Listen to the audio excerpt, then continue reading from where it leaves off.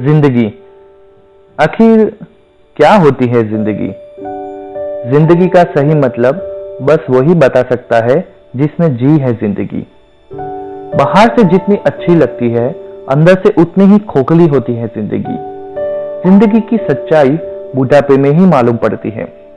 बचपन से लेकर बुढ़ापे तक क्या खोया क्या पाया, वो एक बुजुर्ग व्यक्ति ही बता सकता है।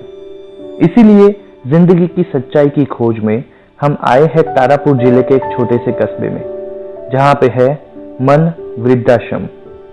आज हम जानेंगे मूल शंकर मेहरा जी की जिंदगी के बारे में।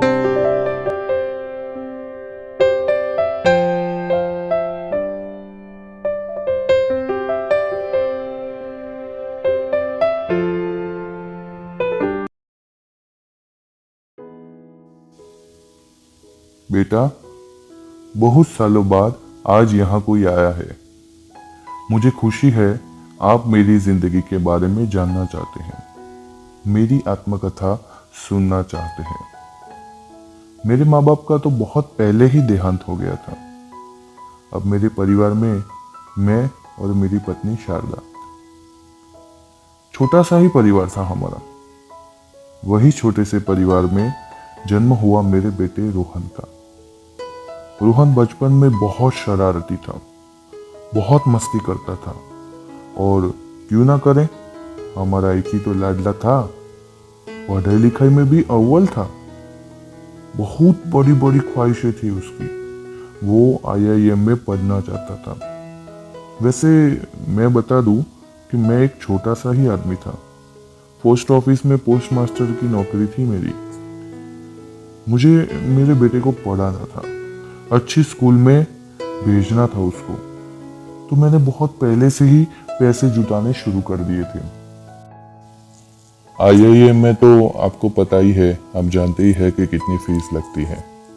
जब वो IIM में दाखिला लेने गया तो मैंने मेरी जिंदगी की सारी कमाई और सारी सेविंग्स उसकी पढ़ाई के पीछे लगा दी।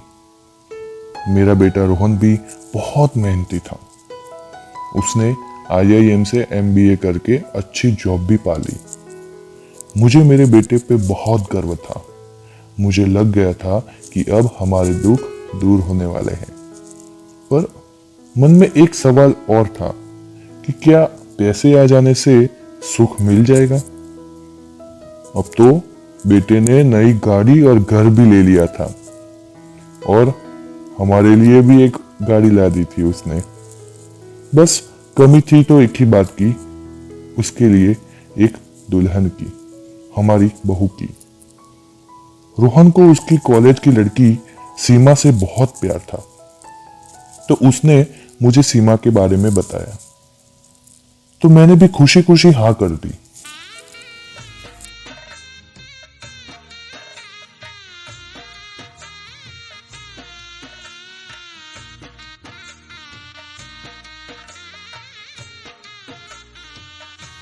रोहन और सीमा की शादी हो गई। रोहन और सीमा दोनों जॉब करते थे और हमेशा व्यस्त रहते थे। हमेशा की तरह मेरी बीवी शारदा के हाथ का बना खाना ही रोहन को पसंद था। वो शारदा के हाथ का बना ही खाना खाता था। रोहन और सीमा देर रात को घर से आते थे और कभी कभी तो बहुत झगड़ते भी थे। एक बार मैं और शारदा गाड़ी लेके मंदिर जाने के लिए निकले। वहां भगवान का दर्शन किया और गाड़ी स्टार्ट करके वापस घर की ओर लौटने लगे। मैं और शारदा आराम आराम से ही जा रहे थे कि अचानक से एक ट्रक वाला आया और उसने हमको ओवरटेक किया। ओवरटेक करते ही वो अपना बैलेंस खो बैठा और उसका ट्रक हमारी गाड़ी से जा टकराया।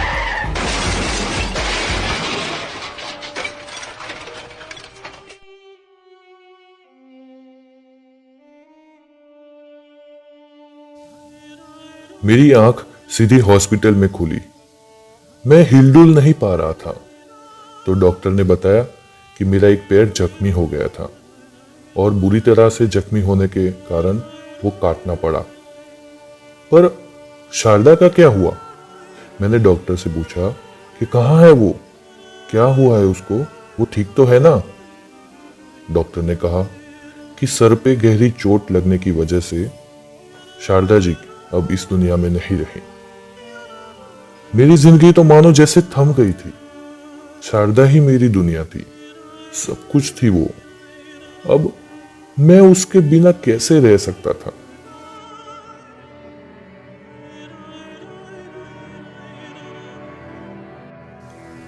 कुछ दिन हॉस्पिटल में रहने के बाद मुझे घर ले जाया गया।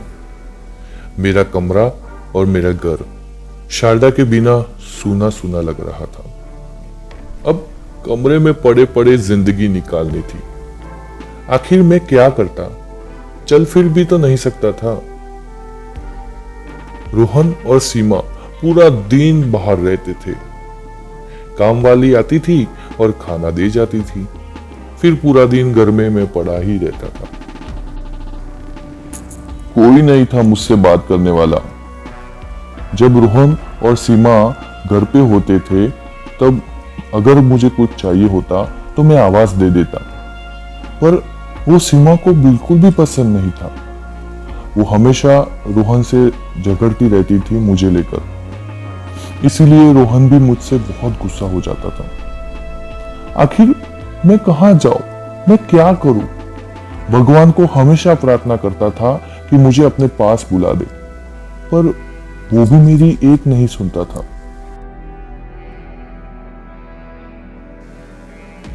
एक रात रोहन मेरे कमरे में आया।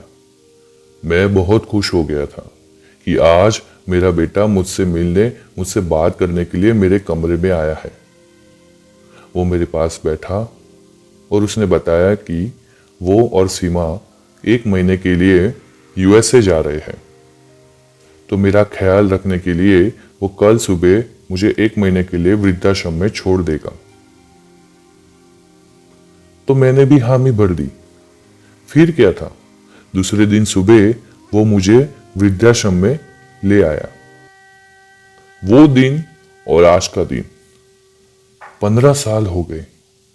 वो आज तक मुझे लेने नहीं आया, ना ही उसने मुझे कभी कॉल किया। शायद भगवान की यही मर्जी थी। मुझे और एक बात पता चली थी कि रोहन को एक छोटा सा प्यारा सा बच्चा भी आया है। मुझे बहुत अच्छा लगा, लेकिन एक बात का और डर भी लगा कि शायद वो बड़ा होके रोहन को भी मेरी तरह वृद्धाश्रम में ना भेज दे। वैसे यहाँ कोई दिक्कत तो नहीं है, 2 टाइम खाना भी मिल जाता है, 2-3 दोस्त भी है जो कभी कभी बात भी कर लेते हैं।